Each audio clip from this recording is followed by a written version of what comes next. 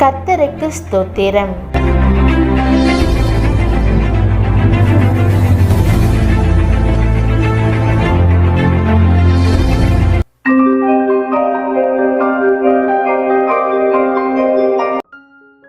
இன்றைய வசனம் யோவான் 10:9.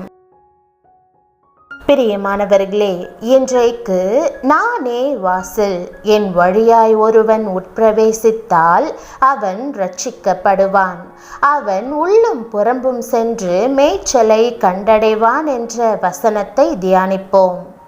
ஆம், இன்றைக்கு இயேசுவாகிய வாசல் வழியாக நீங்கள் உள்ளே நுழையும் போது வாழ்க்கை செழிப்பாகும்படி ஆண்டவர் ஆசிர்வதிப்பார்.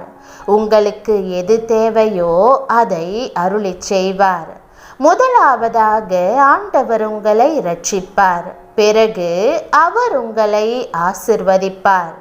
ஆகவே இந்த ஆசிர்வாதங்களை பெற்றுக்கொள்வதற்கு நாம் இயேசுவாகிய வாசலின் வழியாக உள்ளே செல்ல வேண்டும். கூண்டுகளில் அடைக்கப்பட்டிருக்கும் விலங்குகள் காட்டுக்குள் விடப்படும் போது எவ்வளவு மகிழ்ச்சி அடைகின்றன என்பதை நம்மில் பலர் வீடியோ காட்சிகளில் பார்த்திருப்போம். பல வருடங்கள் சர்க்கஸில் இருந்த புலியை வீடியோ ஒன்றில் பார்த்தது எனக்கு நினைவிருக்கிறது. இறுதியாக அது காட்டுக்குள் விடப்பட்ட போது அது மிகுந்த சந்தோஷம் அடைந்தது.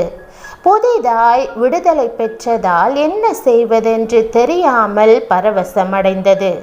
புற்களின் மீது நடக்கும் உணர்வையும் முகத்தில் பட்ட காற்றையும் அனுபவித்து மகிழ்ந்தது.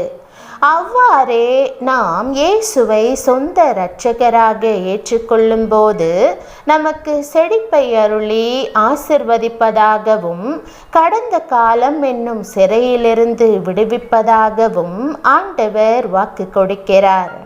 இயேசுவின் மெய்யான சுதந்திரத்தை நாம் அனுபவிப்போம்.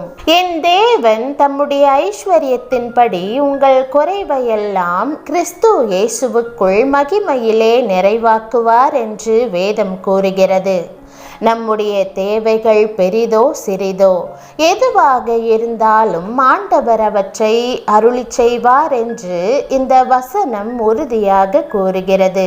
ஒருவேளை பிள்ளைகளின் பள்ளி கட்டணத்தை கட்ட முடியாமலோ, கடனை அடைக்க முடியாமலோ, வீட்டில் வியாதிப்பட்டிருப்பவர்களை கவனிக்க முடியாமலோ பொருளாதார நெருக்கடி இருக்குமாயின் ஆண்டவர் உங்கள் தேவைகள் எல்லாவற்றையும் சந்திப்பதாக வாக்கு பண்ணுவதை மறவாதிருங்கள்.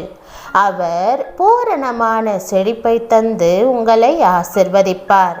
ஜெபித்து அந்த ஆசிர்வாதத்தை பெற்றுக்கொள்ளுங்கள்.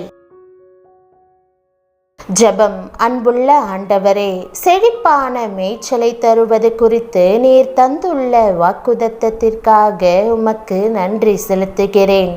உம்முடைய பிள்ளைகள் சம்பூரணமாக வாழ்ந்திருப்பதையே நீர் விரும்புகிறீர்.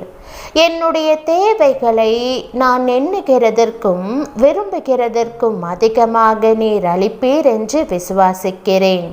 உம்முடைய ஐஸ்வர்யத்தின்படி என்னுடைய குறைவுகள் நிறைவாக்குவதற்காக உம்மை ஸ்தோத்திரிக்கிறேன்.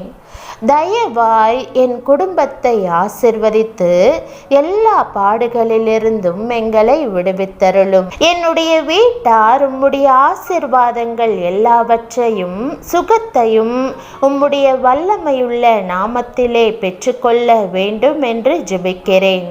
சம்பூரணத்தின் வாசலாகிய உம்முடைய பராமரிப்பின் கீழ் எல்லாவற்றையும் விசுவாசத்தோடு ஒப்படைத்து இயேசுவின் நாமத்தில் ஜெபிக்கிறேன் நல்ல பிதாவே, ஆமேன்.